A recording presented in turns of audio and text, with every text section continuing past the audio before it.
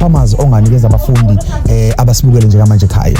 Mfowethu ngiyabonga kakhulu ngumzalwane. Yes sir. So yonke into engiyenze ngiqale ngomkhuleko bese ngiphethe ngomkhuleko. Yes, sir. Kunevesi elincane elihlezi lingivuselela lapha Psalms 23. Uverse 3 wakhona uthi he renew my strength. Yes sir. Uma ngabe umuntu nje uyawadinga amandla kunoThem 2 njengamanje kunomntana othi akenzekanga kahle ucabanga ukudropa out ucabanga ukuyeka kwaye lento efuna kuyenza evarsity ayenzekanga. Empilweni vethu uma ngabe uzoba umfundi uyamdinga uNkulunkulu. uNkulunkulu yena obuyisa amandla. So amandla yaphela ngoThem 2 akwenzekanga now uThem 3 usanawo. Na ifinal usanawo. You need God to renew your strength so that you will able to go forward. Ngizosho kanjalo ukuthi no ayikapheleli baba.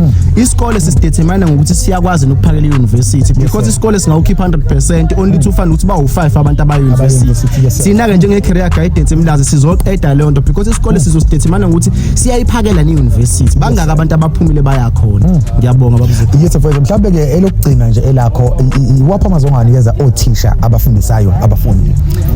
Bothisha ngicela ukuthi ningakhathali. Ngicela ukuthi niqhubeke niyenze lento le yokulekelela abafundi and yenzani sure ukuthi abafundi anikhulumi negative kubona kodwa nibanikeza ama sources a right azokwazi ukubalekelela. Extra classes uthinta abantu abarelevant uthinta icareer guidance ngoba ukungena e-university mfowethu akufuni umuntu ohlakaniphile kufuna umuntu odiscipline nomuntu omotivated.